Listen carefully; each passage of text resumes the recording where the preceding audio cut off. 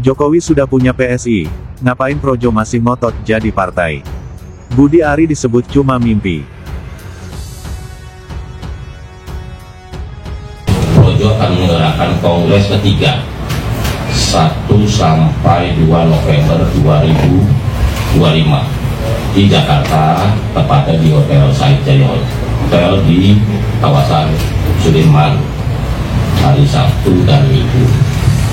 Dan Pak Jokowi sebagai Ketua Dewan Pembina Projo sudah menyatakan siap hadir dan membuka acara, dan juga Pak Presiden Republik Indonesia Pak Prabowo yang sedang kunjungan ke luar negeri juga sudah terkomunikasi. Mudah-mudahan beliau ada di Indonesia dan akan hadir dalam acara Kongres 3 Projo, dan tentu bersama Pak Wakil Presiden Gibran Rakabuming Raka. Saya dengar bahwa Pak Prabowo diundang oleh Projo, iya. Nah, cuman kan masalah koordinasi jadwal kan bukan dengan saya. Tapi saya dengar bahwa undangannya sudah diterima. Sudah saatnya mengembalikan PSI ke pemilik aslinya. Tiba-tiba muncul mukanya Pak Jokowi. Ya bagi kita ya dia pemilik partai ini, bagi kita. We believe in that. Kita kan setiap tahun mengundang beliau dan alhamdulillah beliau selalu datang gitu. Dan dia juga ngerasa paling rileks kalau lagi ngumpul sama kita, juga paling rileks gitu. Dia tahu kita nggak punya kepentingan apapun, ya cuma kita cuma melanjutkan apa yang dia sudah bangun. Om Enas mendukung kalau Pak Jokowi jadi PSI?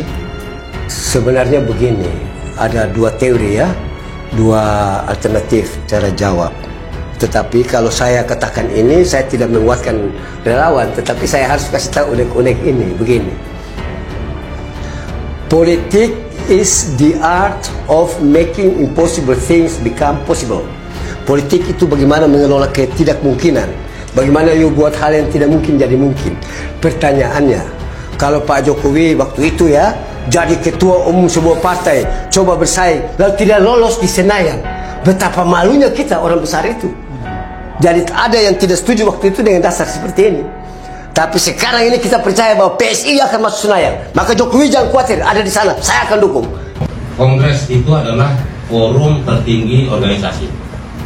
Jadi memang kongres itu dijadwalkan 5 tahun sekali sesuai anggaran dasar, anggaran rumah tangga. Itu yang pertama. Yang kedua, soal ketua umum dan lain-lain nanti kita serahkan pada mekanisme organisasi dan juga aspirasi teman-teman yang hadir atau teman-teman daerah, karena mereka lah yang menentukan hal-hal yang menyangkut langkah-langkah strategis Projo, termasuk juga ketua umum Projo. Nanti dinamikanya nanti kita lihat di kongres. Saya pokoknya terserah pada teman-teman semua, teman-teman daerah ya. Tadi yang pertanyaan agak serem, apakah Projo jadi partai? Menurut saya nanti juga itu kita lihat dinamika di kongres, karena sekali lagi keputusan kongres itu keputusan tertinggi organisasi, sehingga apapun langkah-langkah organisasi lakukan itu adalah keputusan kongres 3 Projo. Kita tunggu aja dinamikanya. Kalau jawab sekarang kurang seru dong ya, tunggu aja nanti Jumat Sabtu kan udah kelihatan suara-suara dari daerah seperti apa ya. Projo mau ambil konstituen mana tuh? Mau ambil PSI yang sebenarnya tidak signifikan lagi tuh. Tidak mungkin mengambil wilayah-wilayah keagamaan atau komunitas keagamaan tuh. Jadi kalau Projo mau jadi partai, ideologinya apa kira-kira itu? Nggak mungkin kan Projo, atau mungkin juga Projo ingin supaya ideologi Jokowisme, Jokowinomics, kira-kira itu jadi lucu-lucuan sebetulnya. Tapi oke, lepas dari soal lucu-lucuan, kalkulasi realitas atau mengkalkulasi realitas itu yang menjadi ukuran bagi Projo, sehingga harus berpikir 2 kali membangun partai, lalu kemudian dibully sama netizen misalnya, siapa yang akan jadi pimpinan partai? Kaisang digabung dengan PSI, Prosi misalnya, kan itu juga pilihan-pilihan, karena bagaimanapun PSI itu dia partainya Jokowi kan. Dan kabar terbarunya, Jokowi sudah menjadi bagian dari pengurus PSI, dan itu wajar saja karena ketua PSI-nya adalah anak sendiri atau Kaisang, sehingga posisi Projo hari ini menjadi ya membingungkan gitu, karena Kalau Jokowi sudah masuk ke PSI, lah terus Projo ini mau buat apa? ya aneh jadinya gitu. Kalau Pak Jokowi sudah menjadi pengurus PSI, masa Projo masih perlu menjadi Projo? Kan ya ngapain, mending ya Projo langsung gabung kepada PSI gitu. Jadi saya punya kecurigaan itulah yang akan terjadi nanti, bahwa di 1 November ketika Projo melaksanakan kongres mungkin akan sama seperti PSI di masa lalu, di beberapa waktu lalu, yang mengganti logo gitu ya. Ya mungkin itu yang akan terjadi, dari mawar menjadi gajah. Mungkin kalau dari logo Projo nanti dari wajah Jokowi menjadi wajahnya gajah kan. Ya partai PSI kan partai gajah gitu ya. Nanti logonya Projo bukan Projo lagi ya Projo nggak apa-apa deh gitu ya, mukanya jadi muka gajah, bukan muka Jokowi lagi ya. Atau logonya ganti jadi rumput ya, sebagai simbol yang dimakan sama gajah misalkan. Bisa gitu.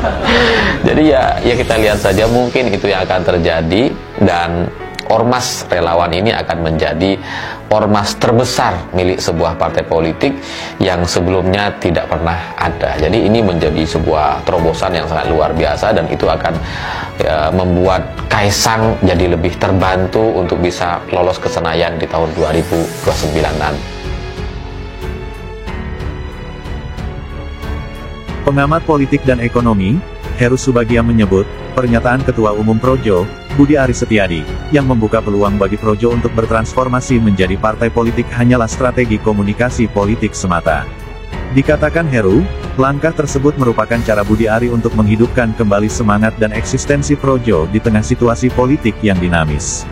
Ia menilai, isu pembentukan partai politik merupakan manuver populis agar Projo kembali menjadi sorotan publik. Dalam konteks komunikasi politik, ini upaya naik panggung. Projo ingin kembali bersemangat dan bangkit dengan memainkan isu populis soal partai politik, ujar Heru kepada fajar.co.id, tanggal 29 Oktober tahun 2025. Namun, Heru memandang bahwa langkah tersebut justru tidak relevan dengan posisi dan fungsi Projo selama ini. Ia mengatakan, sejak awal Projo dibentuk sebagai relawan pendukung Jokowi, bukan entitas politik yang memiliki basis ideologi atau agenda kekuasaan sendiri. Platform Projo sejak awal adalah relawan. Kepentingannya mengawal Jokowi 2 periode. Sekarang Jokowi sudah tidak lagi menjabat sebagai presiden, maka sebenarnya Projo sudah kehilangan orientasi politiknya, jelas Heru. Heru menambahkan, secara politik dan kelembagaan, Budi Ari saat ini juga tidak memiliki posisi kuat. Setelah dicopot dari jabatan Menteri Koperasi dan UKM oleh Presiden Prabowo, menurutnya, Budi Ari justru sedang menghadapi tekanan politik dan bayang-bayang kasus hukum. Budi Ari bukan lagi siapa-siapa. Ia tidak punya portofolio kuat untuk menjadikan Projo sebagai partai politik, tegasnya.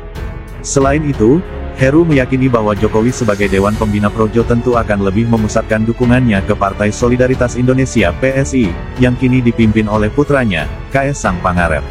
Secara ideologis dan personal, Jokowi tentu akan lebih fokus membesarkan PSI. DNA politiknya ada di sana, bukan di Projo, tambahnya. Heru bahkan menuturkan, wacana Projo menjadi partai politik hanyalah bentuk kepanikan dan keinginan Budi Ari untuk tetap eksis di kancah politik nasional. Budi Ari ini seperti memerkosa isu politik demi tampil di panggung. Padahal secara realitas, Projo bukanlah organisasi yang memiliki struktur, ideologi, maupun sumber daya memadai untuk menjadi partai politik, ucapnya. Heru bilang, membentuk partai politik bukanlah perkara sederhana. Diperlukan modal besar hingga triliunan rupiah dan struktur kepengurusan di seluruh provinsi serta lebih dari separuh kabupaten kota di Indonesia. Saya tidak yakin Projo punya kemampuan finansial maupun struktur organik untuk itu. Projo hanyalah relawan dadakan tanpa arah ideologis yang jelas. Jadi, wacana menjadikan Projo sebagai partai politik hanyalah mimpi dan halusinasi Budi Ari, kuncinya. **********************